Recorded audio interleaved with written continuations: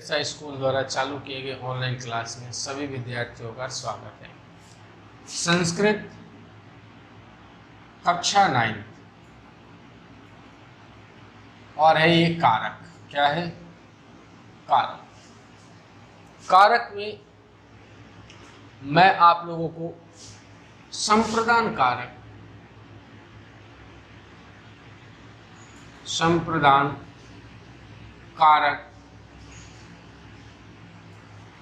यानी चतुर्थी विभक्ति चालू करा रहे। संप्रदान कारक में चतुर्थी विभक्ति होता है। आज हेडिंग है क्रोधादि अर्थानाम धातूनाम प्रयोगे यम प्रतीकोप आदिकम क्रियते तस्य संप्रदान संख्या भवति। यानी क्रोध आदि धातु, क्रोध करने वाली धातु या अर्थ देने वाली धातु का प्रयोग कोपादिकम क्रियते, क्रोध के अर्थ में किया जाता हो और जिसके प्रति किया जाता हो। मान लो जिसके प्रति क्रोध किया जा रहा है, ईर्ष्या किया जा रहा है, घृणा किया जा रहा है, तो जिसके प्रति किया जा रहा है उस शब्द में क्या हो जाएगा? संप्रदान कारक हो जाएगा। और संप्रदान कारक में चतुर्थी विभक्ति अपने आप ही होता है। तो 4 उदाहरण लिखा हूं। इनमें हमें पहले बताना है विभक्ति की विभक्ति क्या है, और दूसरे स्थान पे बताना है कारण के विभक्ति आने का यहाँ पे कारण क्या है। तो देखो यहाँ पे पुत्राय के नीचे अंडरलाइन किया हुआ है, यानी इस शब्द में हमें बताना है विभक्ति। इसके आगे क्या आया? क्रुद्ध धातु आया।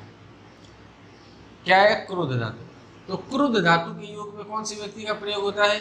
चतुर्थी विभक्ति का प्रयोग होता है। तो लिखेंगे विभक्ति में क्या लिखेंगे? चतुर्थी विभक्ति। क्या लिखेंगे? चतुर्थी विभक्ति। विभक्ति में तो लिख देंगे कारण, लिखेंगे अत्र क्रुद्ध धातु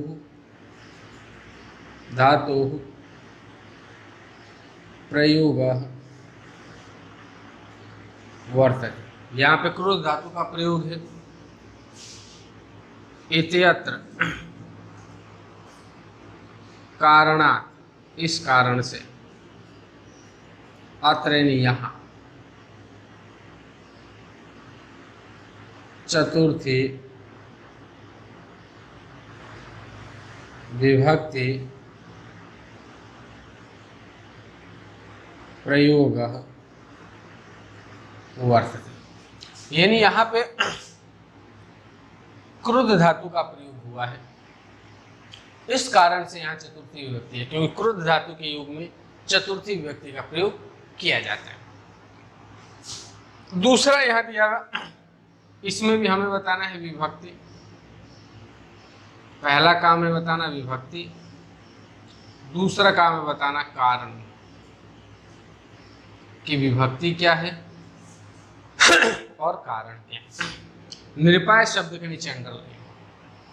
निरुपाय शब्द के आगे देखो द्रुह धातु का प्रयोग किया गया है। तो क्रुद्ध के साथ हो द्रुह धातु के योग में भी कौन से प्रयोग धातु विभक्ति का प्रयोग किया जाता है? चतुर्थी विभक्ति का प्रयोग होता है। तो यहाँ द्रुह धातु आ गया। द्रुह धातु के योग में यहाँ पे क्या आया है? चतुर्थी विभक्ति। विभक्ति में लिख देंगे चतुर्थी विभक्ति। उसके बाद कारण लिखेंगे। तो कारण में लिखेंगे अत्र यानी यहाँ द्रुह धातु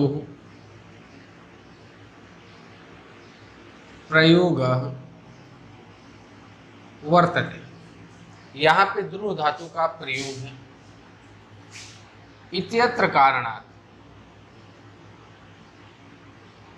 इत्यत्र कारणात्, इस कारण से,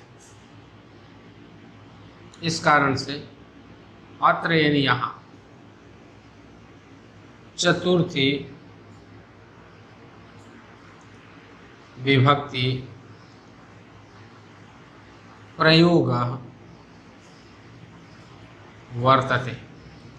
इस कारण से यहाँ पे चतुर्थी विभक्ति का प्रयोग हुआ है। यानी यहाँ पे द्रुह धातु का प्रयोग किया गया है और द्रुव धातु के युग में हमेशा चतुर्थी विभक्ति का प्रयोग किया जाता है।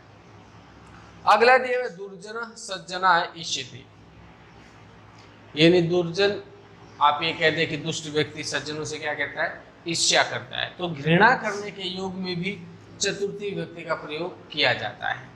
तो यहाँ पे घृणा करने की बात हो गई, तो विभक्ति में क्या आ जाएगा, चतुर्थी। क्या आ जाएगा, चतुर्थी विभक्ति। कौन सी विभक्ति आ जाएगा, चतुर्थी विभक्ति, क्योंकि घृणा करने की बात की जा रही है। फिर कारण वही लिख देंगे, क्यों यहाँ पे चतुर्थी विभक्ति आया है, तो लिखेंगे अत्र ईश धातु प्रयोग वर्तते, यानी यहाँ पे इस धातु का प्रयोग है इत्यत्र कारणात्,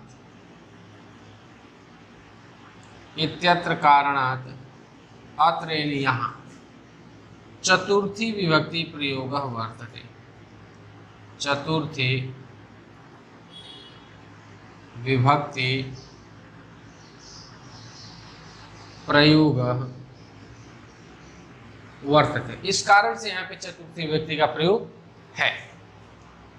अब अगला है सुरेशः महेशाः असूयति, असूय अस धातु के योग में भी या असूय धातु के योग में भी चतुर्थी विभक्ति का प्रयोग होता है। तो आपको हेडिंग डालना है विभक्ति और कारण, और जिस प्रकार से 3 में हल करके बताया है उसी प्रकार से आपको एक अपने आप हल करना है। इन चीज़ों को समझ समझ करके उतारना है। आज के लिए इतना ही, धन्यवाद।